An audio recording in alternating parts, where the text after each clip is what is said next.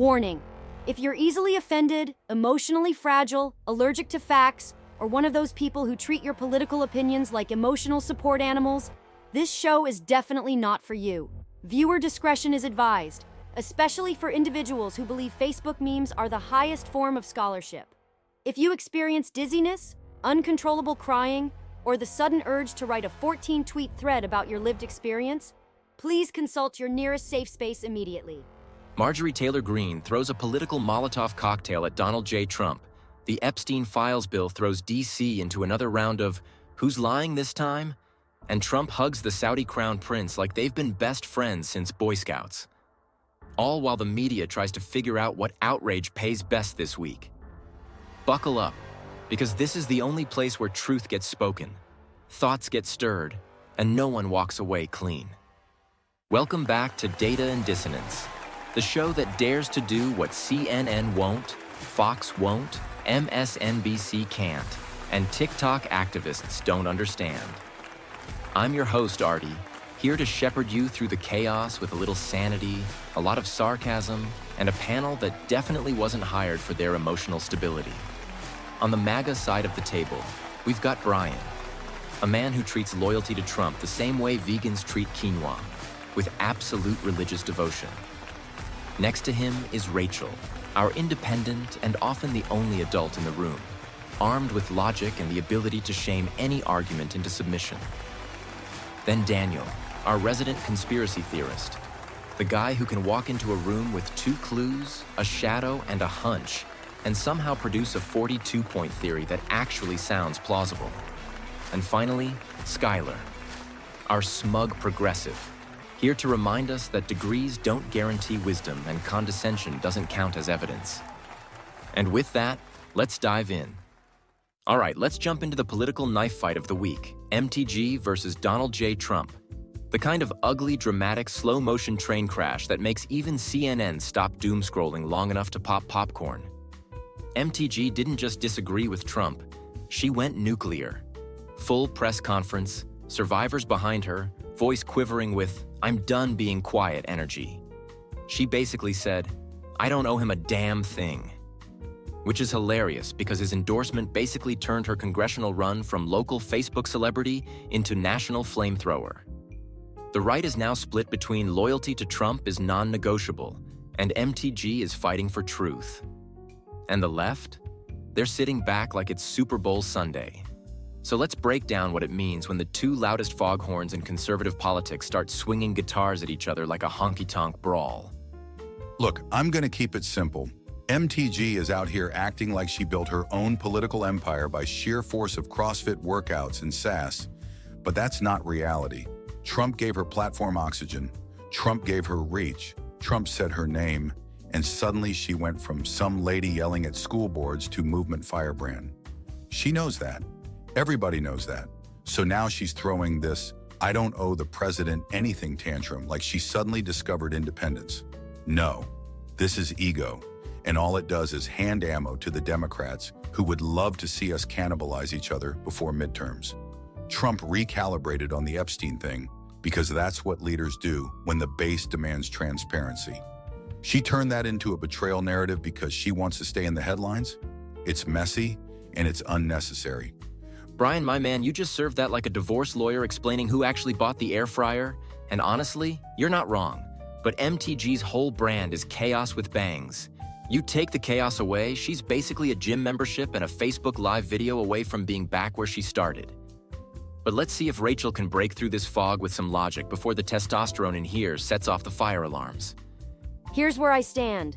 MTG absolutely owes a chunk of her rise to Trump's endorsement. That's undeniable. But she also earned influence by being willing to say things other Republicans were too scared to say out loud. Her going after Trump isn't random. It's a calculated move to signal that truth and transparency can't only matter when they benefit your side. The way she framed the entire conflict around victims and moral responsibility was intentional. She's appealing to conservatives who are tired of feeling like loyalty overrides truth. And honestly, healthy movements need conflict. They need dissent. If everyone falls in line behind one figure without question, that's not a political movement. That's a personality cult. So yes, this is messy, but sometimes messy is healthy. Rachel coming in like the guidance counselor who somehow manages to calm down two kids fistfighting over a Pokemon card. And you're right. Sometimes the conservative movement acts like it has to pretend everything's perfect to stay strong. But Daniel's probably sitting there with 10 tabs open in his brain and a conspiracy corkboard ready to go. So let's unleash the Kraken. Everybody's focused on the blow-by-blow between MTG and Trump, but you're missing the bigger game. The Epstein Files fight isn't just about the files. It's about who controls the truth. Trump didn't randomly shift from no release to let's release everything. That was prompted by pressure, intel, or someone showing him something behind closed doors. MTG isn't calling him out because she suddenly found morality. She's signaling she's done being managed by establishment figures who pretend to be outsiders. Behind the scenes, there are factions inside the GOP, inside agencies, and inside the donor class who do not want those files unredacted. A public split over the files, that was inevitable. This isn't about ego. It's about who gets to control the story once the truth hits daylight. And trust me, if these files drop unredacted, a lot more than MTG and Trump are going to feel the heat. Daniel, buddy, if the FBI ever tries to shut down this show, you are 100% the reason why. And honestly, I love it. Half the time you sound crazy, the other half you sound like someone who accidentally walked into the classified section of the Library of Congress. But now let's give Skylar a chance to condescend to us from atop her morally superior throne. Well, actually, what you're watching is the natural collapse of a movement built around vibes and hero worship rather than ideas and policy. Of course they're imploding. When everything depends on one man being infallible, the moment someone else wants a piece of the spotlight, you get a civil war. MTG isn't standing up for morality or transparency. She's upset that Trump's pivot made her press conference less relevant. And Trump's not acting out of principle either. We're like, he's trying to get ahead of potential fallout. The right talks about unity and accountability, but the minute someone questions the king, suddenly it's all, how dare you divide us? This isn't strategy. This is dysfunction, pretending to be strength. And there it is. The patented Skylar. I'm smarter than all of you, Tone, with a garnish of smugness. It's like she sprinkled kale flakes on the political dumpster fire and called it a salad. But hey, that's why we keep her around. Someone's got to lean left while we lean back and laugh. All right, folks, now let's get into the story that's been shaking DC like a paint mixer. The House voting 427-1 to force the release of the Epstein Files. And let's get the record straight, because the media is already trying to twist this faster than a Biden press secretary. It was Republicans who fought for this. It was Republicans who filed the bill. It was Republicans who forced the vote. And it was Democrat judges and committees blocking this thing for years. The left had the House, Senate, and the White House, and they never released a damn thing. Not one page, not one memo, not one file. Now suddenly, because Republicans forced the vote and Trump backed full transparency, the media pretends Democrats wanted this all along. Yeah, sure. And Hunter's laptop was Russian disinformation too, right? So let's talk about what actually happened, not the fantasy MSNBC version. Exactly. Thank you. Republicans have been pushing for these files since the Trump years, and every time, Dem-controlled committees or Obama-era judges slam the door. Now that the GOP forced a discharge petition, basically a parliamentary battering ram, Democrats panicked and voted yes because they didn't want to look like the ones protecting predators. Trump backing the release now isn't some reversal, it's consistency. He's always said, release everything, shine sunlight on all of it.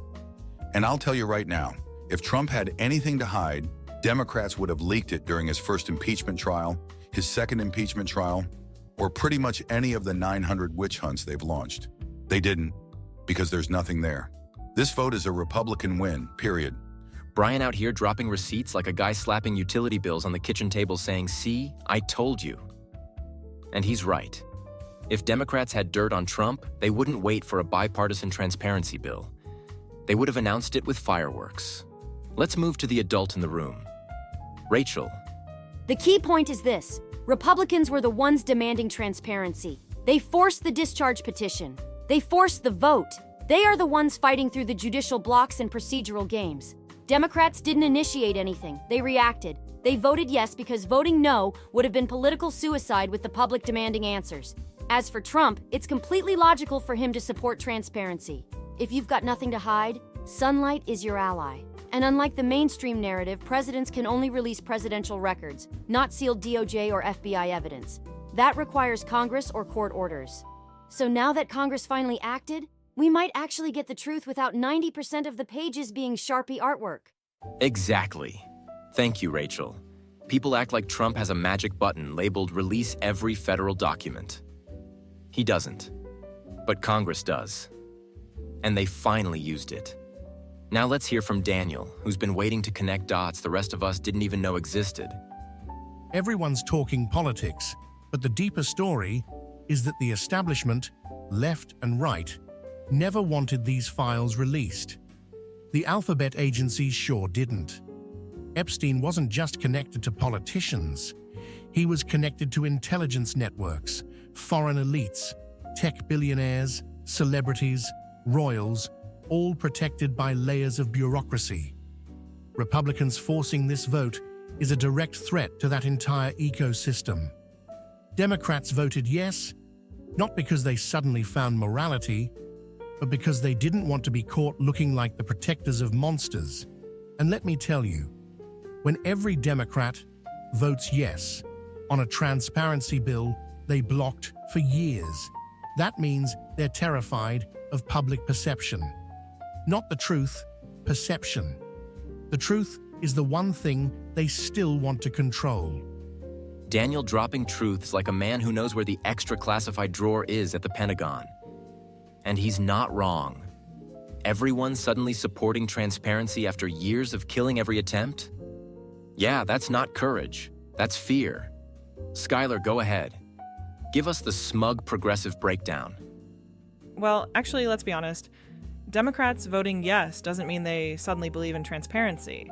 It means they didn't want to be exposed as the ones blocking it. And the media spin, Trump-opposed transparency, is ridiculous.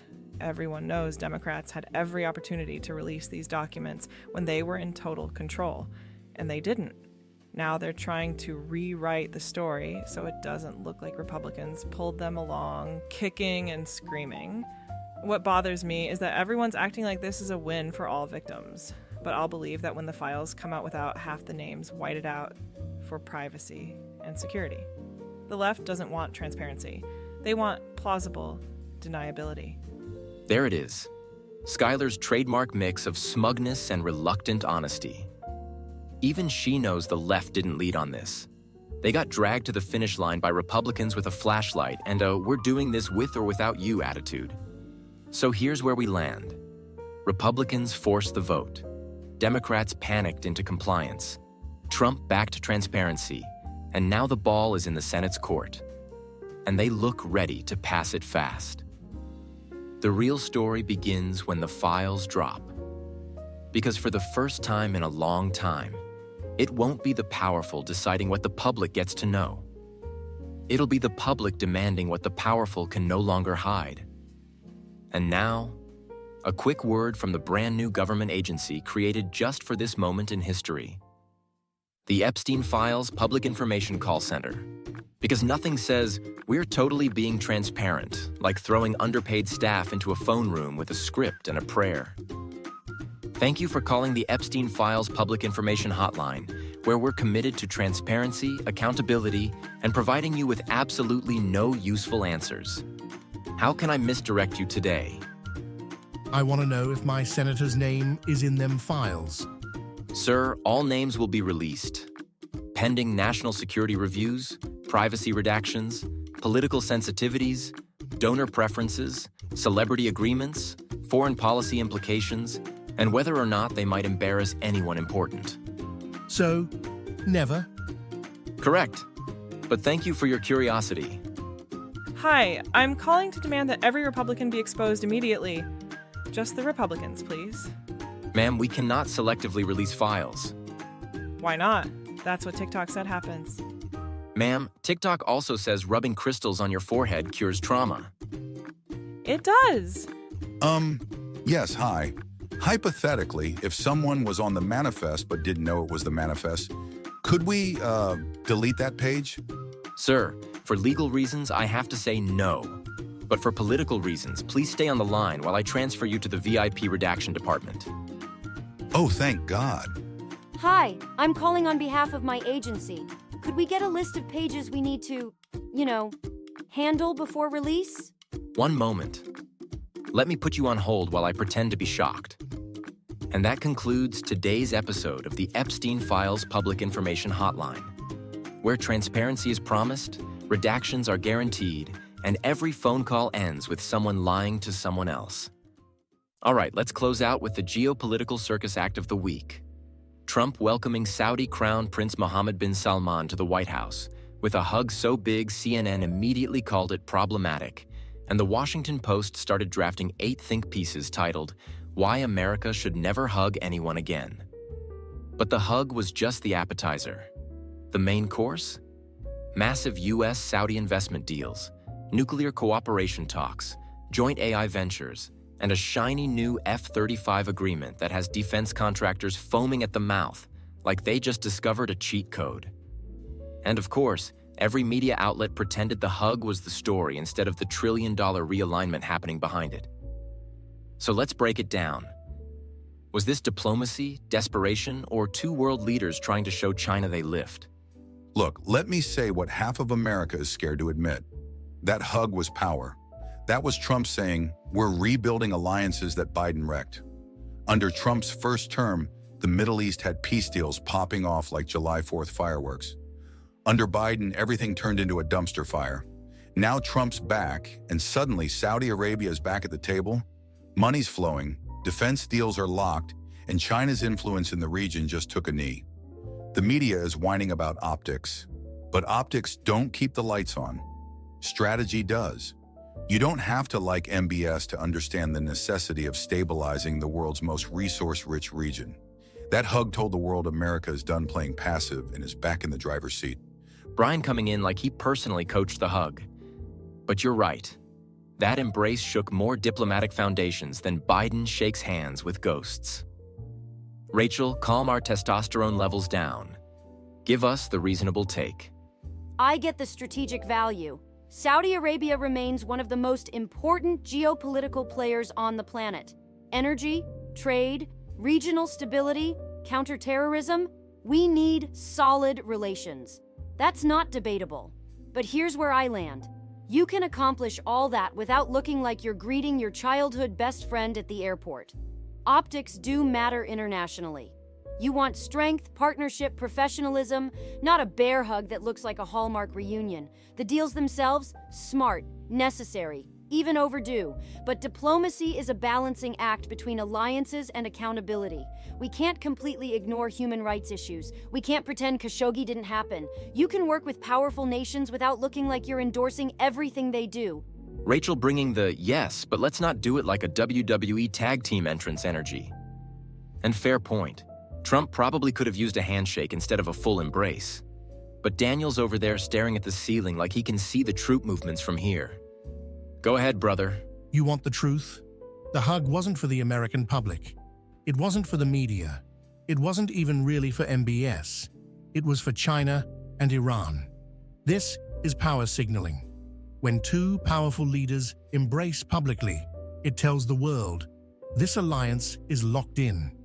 That terrifies Beijing because China has been pouring billions into Middle Eastern influence through the Belt and Road Initiative. It terrifies Iran because a strong US-Saudi relationship is their worst nightmare. And it terrifies the intelligence community because they can't control the narrative when two leaders bypass the usual diplomatic machinery. Deals like nuclear partnerships and AI cooperation, that's long-game global strategy. That hug was a message. The US is back to making its own alliances without asking the bureaucrats for permission. Daniel sounding like he read the director's commentary for global politics. And honestly, I believe 60% of what he just said and fear the other 40% is also true. Skylar, go ahead. Give us that signature "I'm disappointed in all of you" tone. Well, actually, the hug itself was embarrassing. It sent like the message that human rights don't matter if you've got oil and money. And yes, I know, like a realpolitik, strategic alliances, all that. But at some point, America has to decide whether we're the country that stands for values or the country that hugs dictators on the front lawn for the cameras. And don't tell me this is some brilliant geopolitical move. Trump loves strongmen. He loves big personalities and big gestures. The deals might be beneficial, but the way he announces them always turns it into a spectacle. If you want to steer global alliances, do it professionally, not like you're filming a buddy movie. Skylar always giving us the TED Talk nobody asked for, but somehow still clicks 700,000 views on YouTube. But you're right about one thing. Trump loves spectacle. And whether people admit it or not, spectacle moves the needle in politics. The hug was theater. The deals were the substance. And the world noticed both. So here's the bottom line. Trump didn't just bring Saudi Arabia back to the table. He dragged them into a public alliance that has global implications. China's watching, Iran's sweating, Europe's confused, and the media, they're obsessing over the embrace instead of the billion-dollar agreements behind it. That's Washington for you. Focus on the hug. Ignore the handshake that actually matters. All right, folks, before we hit final thoughts, you already know what time it is. The merch drop, the segment that keeps this show running, keeps the lights on, and keeps Brian supplied with enough caffeine to talk at 1.8 times speed. Listen, if you haven't checked out the Data and Dissonance store yet, you're missing out on some A-tier patriotic drip. We've got hoodies that feel like freedom wrapped in cotton, mugs that make coffee taste like justice, tote bags sturdy enough to carry the emotional baggage of every bad political take you've ever read online, and socks so comfortable they should honestly be illegal in California. And of course, the holy grail of the merch table, our 3 coffee blends. High Lake's Light Roast, for people who pretend they don't need caffeine but definitely do. Rock Creek Medium Roast, the middle ground roast for Rachel's people who like balance in their life.